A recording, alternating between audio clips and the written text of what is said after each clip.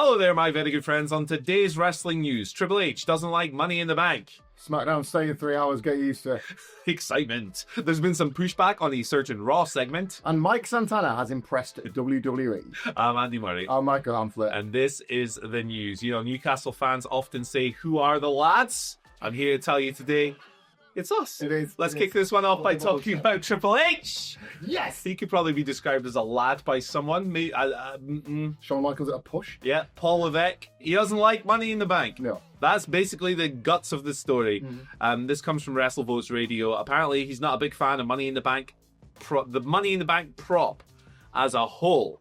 So yeah, Money in the Bank, average, annual pay-per-view. It's on the calendar every year. It's kind of like a Royal Rumble thing, where, I talk quite often about certain gimmick pay-per-views I don't like that. Oh, it's that time of year, we need to do War Games. They're not doing it this year. Or oh, it's that time of year, Blood and Guts, or whatever. Hell in a Cell was the ultimate one. Yeah. Because stipulations like that are better suited for blood feuds, personal issues, and it's inorganic when it's just, we happen to have to do this. Money in the Bank and Royal Rumble are a little bit different, where it's not this blood feud thing. It's just like a random lottery, basically, to get a contender for a title. So I think the Money in the Bank debate is quite interesting, because I think the 90%, correct me if I'm wrong, comment section, I think that 90% of WWE fans love Money in the Bank.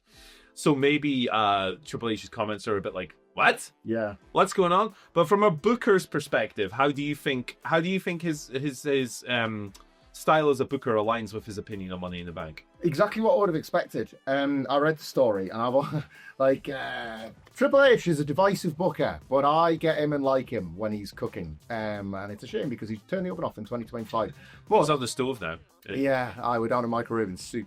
But yeah, if you look at his NXT Golden Era and the WWE Golden Era that sadly I regret to inform he might be coming out of, like, he is a guy, for better and worse, and I know people think both, that thinks long term, really long term. He will be patient, he will plot, and he won't make too many diversions pending like injuries or contractual changes or things like that. If he knows that he's got Wrestler A and Wrestler B and that's the destination, you will be made to wait for that destination for the idea that it maximizes the moment.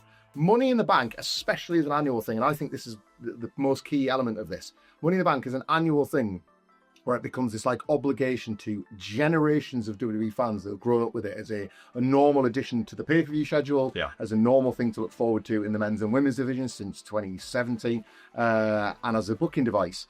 Is something that I can completely understand feels more like an anchor, like rather than something that so many people associate with being exciting. Now, to offer like a slight counterpoint to that, because you can apply a bit of nuance here, I've been in the building for 2 Money in the Bank cash-ins, and as a live experience, they are 2 of my favourite ever.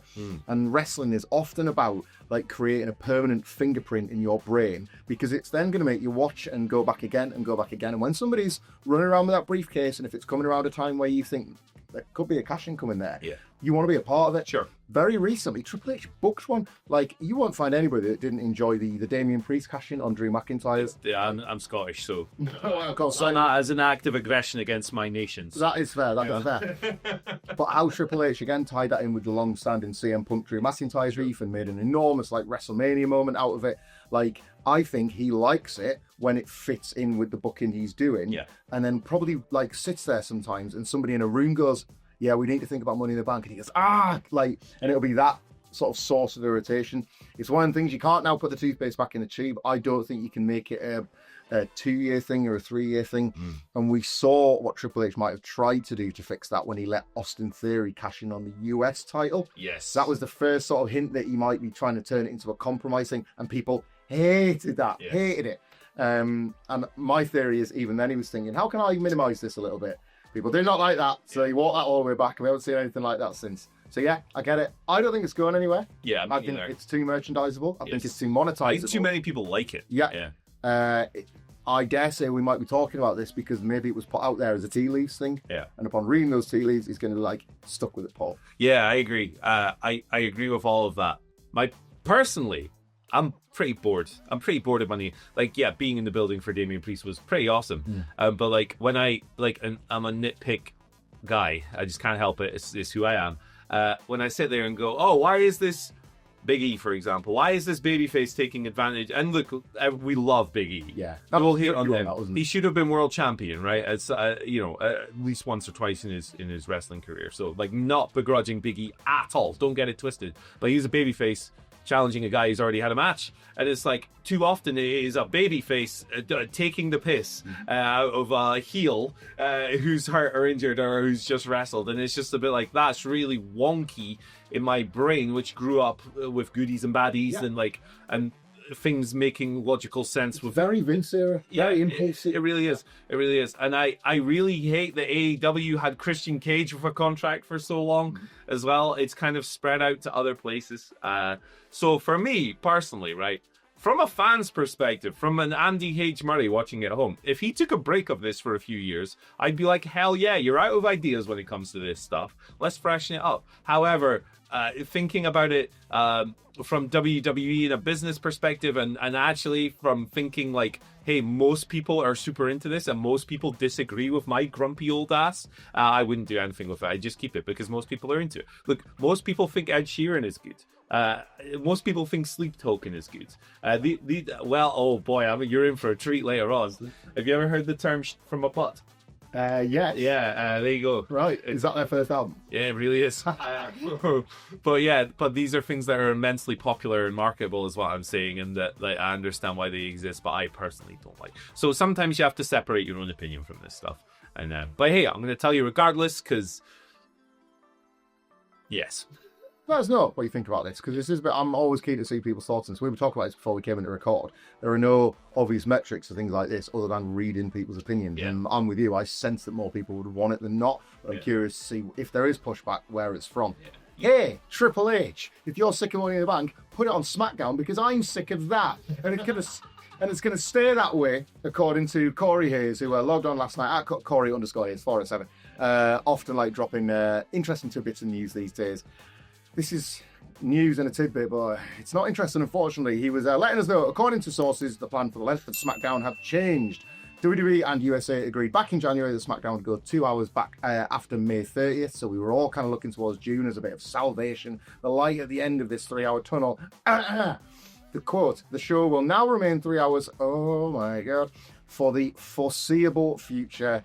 USA Network are really happy with it. Discussions on the show reverting back to 2 hours are currently ongoing, with the idea that it could happen when the new season happens in September. WWE, of course, historically do season premieres, even though it's a 52-week-a-year show, because it's in line with American television. Some of you guys will know that more than we are. Pops a number. We dreaded this, we ran from it, and yet it came. If you're old enough, obviously, to remember the initial discussions when Raw first moved to 3 hours, and all of us pie-in-the-sky dreamers thought, it's boring, so that means it goes back to 2. And that was when we learned about USA advertising rates, and came to understand that it was never going to go back to 2 hours as long as the USA Network was happy as they were, and WWE are obviously grateful for that third-hour platform. In the era of WWE making this massive move to Netflix, maintaining the long-standing, decades-long relationship with the USA Network has been super valuable. And likewise to USA Network in the era where almost nothing pops, wrestling still does. I hoped against hope this was going to happen, but here we are. 3 hour SmackDowns are here to stay. Book as if you actually have 3 hours to fill rather than 2. Yeah. I'm sick of it. Yeah, we spoke about AEW pay-per-view lengths earlier, because that was a topic of discussion earlier in the week, and I think that the same standards apply to this, right? The number itself is not the problem, right? Because there are in existence 4-hour wrestling shows that feel too short, and there are hour-and-a-half wrestling shows that feel too long. Yep. And it's a pacing issue, and it's what you fill that time with. So fundamentally, a 3-hour wrestling show, the weekly wrestling show, has proven it, in 2024, when Raw was 3 hours, it can be good and it can work. Yeah. For years in WWE, it did not work. He found a formula that did work, and Raws were really strong. Obviously, Raw weighs in about 2.5 hours these days, so it's like kind of like a middle ground. But fundamentally, something with whatever the configuration of this SmackDown team is, some will say Road Dogg. Listen, I'm inclined to agree. Something with the configuration of this SmackDown team cannot produce compelling 3-hour TV shows that hold your interest all the way through. And therefore, in this instance, from a creative and a fan standpoint, 2 hours would probably be the optimal format. It always comes down to the grim business stuff, though, like you say. USA Network have an extra hour of advertisements for what is surely, I haven't looked this up, but for what is surely their highest performing TV show of the week. Safest houses on USA. Easy game. Probably dwarfs a lot of the other stuff they put out. So of course they're probably sitting there going 4 hours, brother. Yep. And Nick Khan spoke about this a year or so ago, where he was like, "I'd make Raw 5 hours if I could." What's that joking? It's a bit different now for Raw because it's on Netflix, so you don't need to sell as many advertise. It's a different market it's a streamer. All of that. Netflix, I would get out halfway through this contract, so you've got to keep USA Suite just in case. Yeah. There's no WWE never want to like alienate a network that they don't have to. Yeah, exactly. And I'm sure there are people out there who love the 3-hour SmackDowns as well. Personally, I feel like the writing team could do with condensing it down a little bit, but then that creates this problem where, okay, the show's an hour less. That means there's 33% less airtime. So wrestler A, B, and C, sorry, you're out because wrestler X, Y, and Z are in, or whatever. So there is always good and bad to these things. But yeah, there we go. Rather bad on Friday Night SmackDown. A lot of now they know that it's here to stay. Like, use this as an opportunity to have that team meeting and like get your heads together and actually make it sort it out. Yeah, sort it out. Get that Road Dog out there. Come on, Mr. Dog. Come on, the big dog. Right, woof woof woof woof. This Raw segment sent people through the roof. Good. There you go, rhymes. So Raw guests this week: Tom Segura and Bert Kreischer on the show. Tom Segura in particular seems to have ruffled a few feathers. I personally am appalled by this because my friend James, who is definitely not watching because I think he thinks wrestling's really silly, says I look like Tom Segura. James, we're going to have words. But yeah, a bunch of people were unhappy. This is according to WrestleVotes on WrestleVotes Radio. With Tom Segura's appearance in particular, a bunch of people were unhappy with this. Apparently it was a Netflix call to have him on the show. He's a comedian. Many people didn't appreciate the fact that somebody who has been so on the record with negative ideas and feelings towards wrestling can just come in and shake hands and all this stuff. So if you don't know, Tom Segura used the R slur several times in a rant against pro wrestling a couple of years ago. That's not okay. No. So I get it. I don't care that he thinks wrestling's for idiots. Loads of people think. Lots of my friends think I'm an idiot for doing this job. That'll never change. And if you're watching this, you don't, and probably you've encountered that, and you don't care either. And that's really cool. I saw this on Monday and I was reminded. I remembered when he did this, like this sort of stuff. Like I've said this on the channel before, my son's got Down syndrome and all this sort of stuff hits very hard when this word still surfaces, and like it's like every kind of like sort of thing that like starts to bubble back up. Like it's not nice when it resurfaces, and some people don't care and live your life, whatever. But when this occurred, when Tom Segura first did this, it's like the millionth guy in my life that thought wrestling was for idiots. Who cares, right? Who cares if somebody thinks wrestling's fake or rubbish? And you shouldn't either. And I don't mind platforming that statement. However, what I do mind is people seeing that video that's been shared all over again in light of this and just like missing that point. Yeah. Like, do not react, do not bite to Tom Segura not liking wrestling. There will be plenty of things that he likes, including, I would imagine, his own work that you don't have to like either. Like, this platforming of these loser comedians on Raw couldn't make them look any less like comedians. It is a terrible stage for them to supposedly, like, ply their trade, even for a split second. None of them come across well. This thing since Netflix started, everyone that they're putting on these shows looks worse.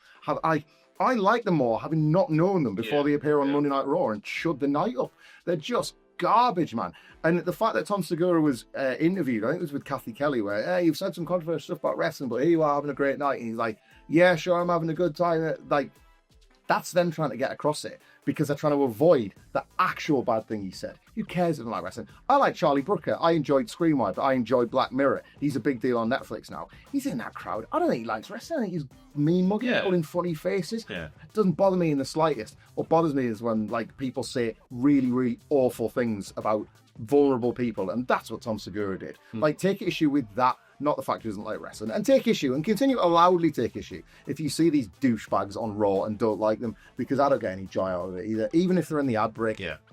It's by far comfortably the weakest aspect of this Netflix deal is that it was like an instant from day one thing where obviously the what we're looking for, the corporate synergy of it is clearly a big part of this package, and it is comfortably, persistently the worst thing about Raw. Yeah, I agree.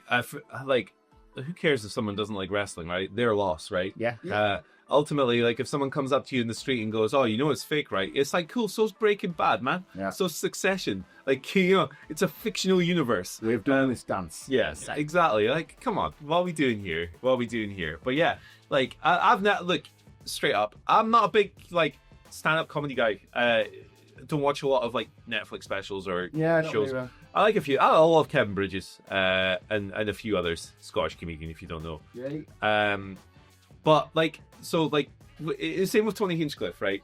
I knew him previously. Like, I knew the name, and I knew he was a wrestling fan. But the first I actually saw any of his material was the rally last year when he said some things about Puerto Rico. And like, when it comes to Tom Segura, the only thing I'd seen of him prior to this was the rant that we're talking about, where he used the slurs. And to me, it's like, a lot of people go, he's a comedian, he's just telling a joke.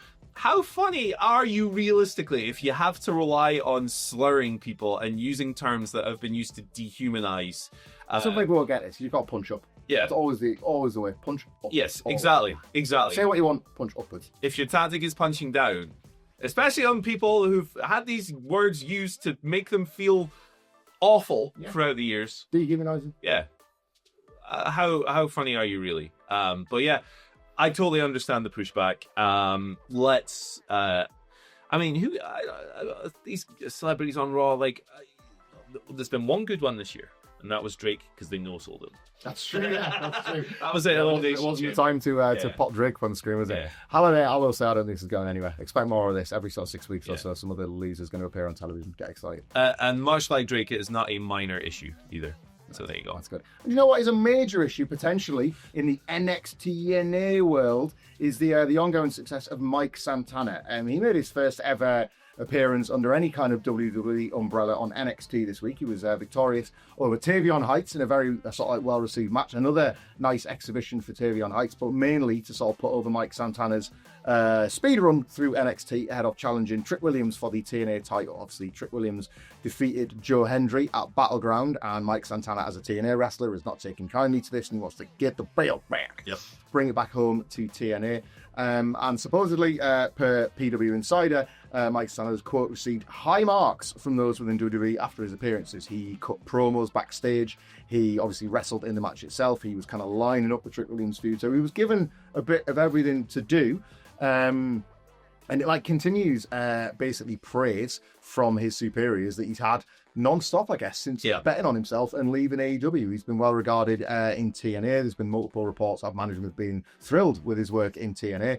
And obviously, now that this TNA relationship exists, the wrestlers are kind of trying to serve and please multiple masters when they're walking through this not that forbidden door, aren't they? So it's like a not insignificant amount of pressure, I think, when you're one of the people to make this TNA to NXT jump, how you're being perceived, how you're being looked upon, and the wrestlers themselves must be able to see the pathway. If WWE is something Mike Santana is interested in, he need only look to someone like a Jordan Grace and maybe down the line a Joe Hendry as this being a possible route. So yeah, expect Santana and Trick Williams to the belt. I'm not sure if he's the guy to win it back, but always look on with interest, because WWE now will probably have as much say in who they're picking to do these interpromotional things, isn't it? But who's Santana to be impressing those people to? I think Mike Santana's taking the belt. I don't know. You think? Yeah, I don't know if it'll be at the first time of asking, but feels like they've been building him for this in TNA for a while, and it really has been a match made in heaven for Santana and TNA. It's been a